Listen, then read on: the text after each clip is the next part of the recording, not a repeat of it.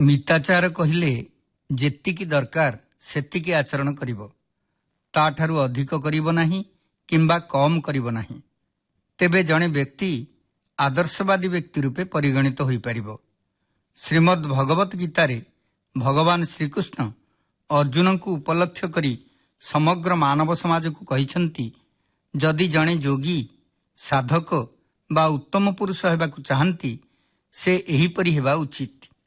ଯୁକ୍ତାହାର ବିହାରସ୍ୟ ଯୁକ୍ତ ଚେଷ୍ଟସ୍ୟ କର୍ମସୁ ଯୁକ୍ତ ସ୍ୱପ୍ନାବବୋଧସ୍ୟ ଯୋଗ ଭବତି ଦୁଃଖଃ। ଏହି ଦୁଃଖନାଶକ ଯୋଗ ଯଥୋଚିତ ଆହାର ବିହାର କରୁଥିବା, କର୍ମରେ ଯଥାଯୋଗ୍ୟ ଚେଷ୍ଟା କରୁଥିବା ଏବଂ ଯଥୋଚିତ ଶୟନ ଜାଗରଣ କରୁଥିବା ବ୍ୟକ୍ତିର ହିଁ ସିଦ୍ଧ ହୁଏ। ଗୀତା ଅଧ୍ୟାୟ 6 ଶ୍ଲୋକ 17। ଅତି ସର୍ବତ୍ର ଗହୀରିତ ବୋଲି କୁହାଯାଇଛି। ପୁଣି ପୁରାଣରୁ ଉଦାହରଣ ଦିଆଯାଇ ଅତି ଆଚାର କରୁଥିବା ବ୍ୟକ୍ତିଙ୍କୁ ଚିହ୍ନଟ କରାଯାଇଛି।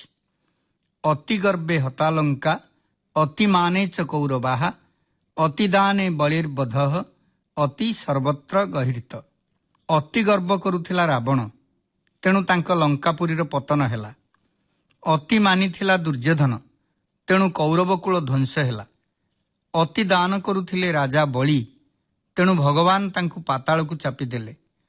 ଭଲ ହେଉ ବା ମନ୍ଦ ହେଉ, କୌଣସି କାର୍ଯ୍ୟ ଅତିମାତ୍ରାରେ କରିବ ନାହିଁ। ସୁସ୍ୱାଦ୍ୟ ଖାଦ୍ୟ ମଧ୍ୟ ଅତିମାତ୍ରାରେ ଖାଇବ ନାହିଁ। ତେଣୁ କୁହାଯାଇଛି, ହିତଂ ମିତଞ୍ଚ ଭୁଞ୍ଜିରନ୍। ଯେତିକି ଆବଶ୍ୟକ ସେତିକି ଗ୍ରହଣ ଏବଂ ତ୍ୟାଗ କରୁଥିବା ବ୍ୟକ୍ତିଙ୍କୁ ମିତାଚାରୀ ବା ସମତ୍ୱବାଦୀ ବୋଲି କୁହାଯାଏ। ସବୁଥିରେ ସମତ୍ୱ ଦେଖୁଥିବା ବ୍ୟକ୍ତି ଏ ସଂସାରରେ ସମସ୍ତଙ୍କର ଶ୍ରଦ୍ଧାଭାଜନ ହୋଇଥାନ୍ତି।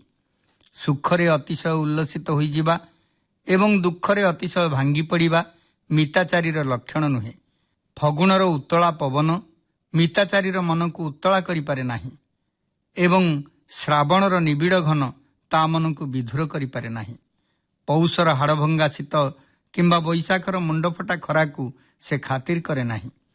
ସେହିଭଳି ମିତାଚାରୀ ବ୍ୟକ୍ତି ଏ ଦୁନିଆରେ ସ୍ୱତନ୍ତ୍ର ସ୍ଥାନର ଅଧିକାରୀ।